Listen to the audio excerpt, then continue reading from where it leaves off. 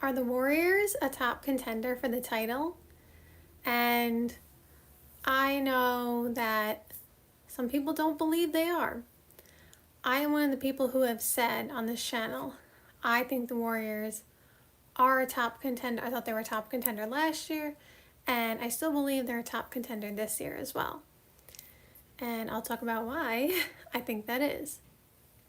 So, obviously, when you have Steph Curry, you're always going to have a chance, right?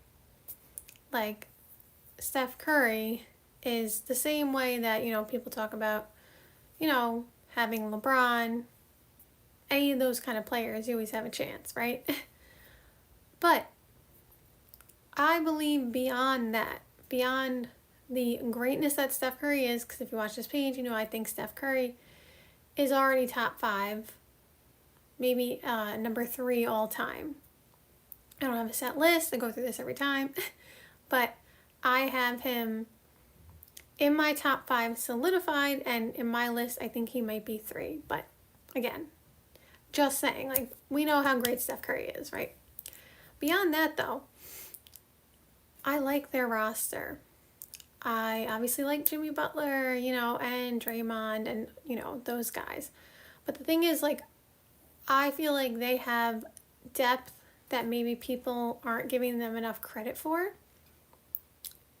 Because, first of all, Kuminga, I know he, was kind of not on the trading block per se, but, the negotiations over the summer. But the point is, like, Kuminga is still that guy. Now, if you watch this page, I'm a huge fan of Jonathan Kuminga. I think that he, has superstar potential written all over him. So that's, and he has played, what the games that he has played this year very well. Then you have Moses Moody, who I think has gone under the radar for, years.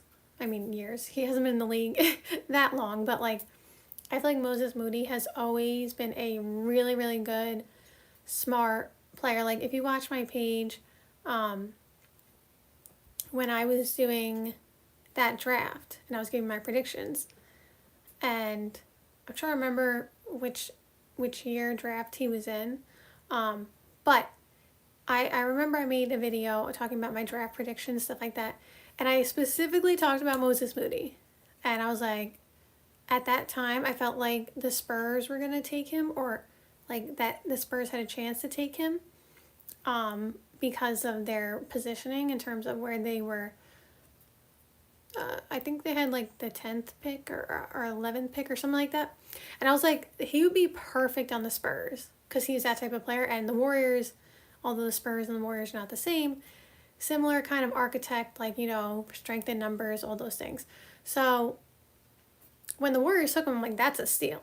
So Moses Moody, I feel like, been going under the radar for a while. Brandon Podziemski, we know, like, how good he has been since he got to the Warriors. Definitely, I don't want to say overachieved, because I'm sure that the Warriors and he felt that he could be this good and better as he gets, more in the league. But in terms of, like, I'm sure what a lot of people projected for Brandon Podziemski to, be as good as he was and have starter, not just starter minutes, but like starter quality, like, effect on the team, like, that definitely, I'm sure, was surprising to, like, other teams around the league, potentially. Again, not saying that he didn't have the talent or anything, but you know what I'm saying. So, I like that. And then I know Pat Spencer is becoming a fan favorite for the Warriors. I liked him last year, too. Now, I don't expect him to have huge minutes every night, but he is someone, like, he always plays really hard. And you always need guys like that on your team, and he's smart too. Like, he plays well. Obviously he's talented, but I'm saying, like, you need guys who are always gonna hustle when they're on the floor, and he's one of those guys. So, that is definitely, good to have for them. And then up and down the roster, they have a good mix of, younger guys, and then, veterans who, can get it done when the time counts. Like Al Horford. Al Horford is on the team, we know how good Al Horford has been throughout his career. He's big time when you need him to. Doesn't matter that he's 4 years old, he still can play defense with the best of them. And Al Horford can knock down the three, which is key in today's NBA. And he can make a lot of threes, you know? Like, I said this once before about the Celtics. When Al Horford would hit a three on the Celtics, it felt like 10 points. And if you're a Celtics fan, even if you're not a Celtics fan, you know what I'm talking about. Like, when certain players hit a three, it just hits differently. And when Al Horford would hit threes on the Celtics, it felt like it counted more than other threes. Like, it had a domino effect on the whole team. So, Al Horford, we know, doesn't matter that he's 40, he still will show up. D'Anthony Melton is, healthy now, and he's playing. He played tonight. They still have GP2. If you watch this page, you also know I'm a big fan of GP2. I think he's always big time when it counts. Obviously, one of the best defenders in the league. Yes, one of the best defenders in the league. He is. I'm sure that would be shock me to some people. He's not going to be up for Defensive Player of the Year. Nothing like that.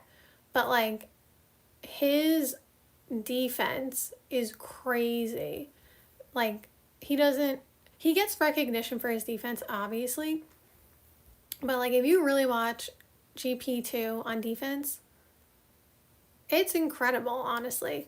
The way he's able to do all the little things that he does. It's kind of I'm trying to think of a good example of a player, but I've mentioned this before about other players. Some players, their impact doesn't necessarily show up on the box score. And GP2, well, he can get steals and all those things. There are players who have defensive impact where, you're not going to see the fact that they rotated on 5 different guys, right?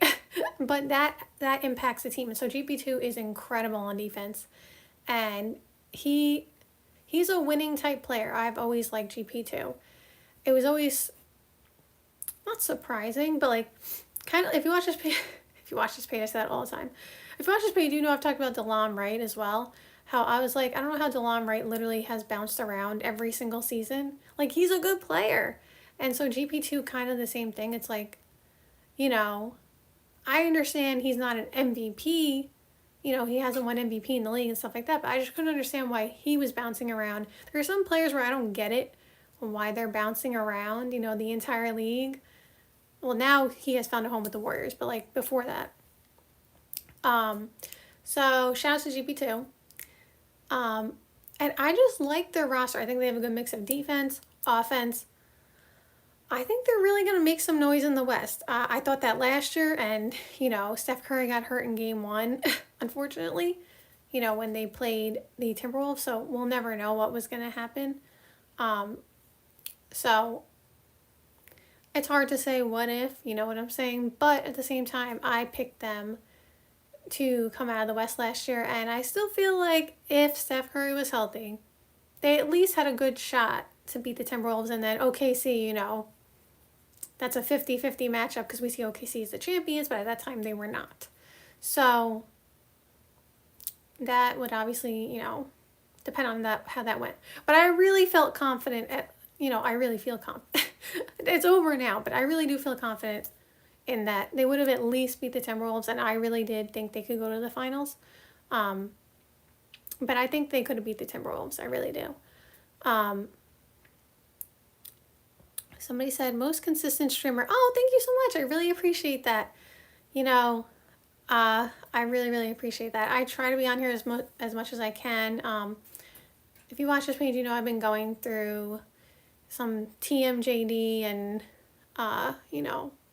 next stuff and all that kind of stuff. So it has derailed me from being able to be on live every single day the way that I have been for years now. Because if you've been here a while, I'm here every single day if I can. And so the fact that I haven't been able to be on here every single day bothers me, or mostly every single day, because I just like being on here and talking to you guys. So that has definitely, annoyed me, to say the least. But I'm here today. I'm feeling pretty good today. My neck feels stiff right now. And my jaw feels stiff, but I'm making it through. So with that being said, I still think the Warriors can win the title this year, and we'll see what happens, you know, when we get to the playoffs, of course. Everything has to go right. The playoffs are also a little bit about luck, you know, like everybody needs to be healthy, you know.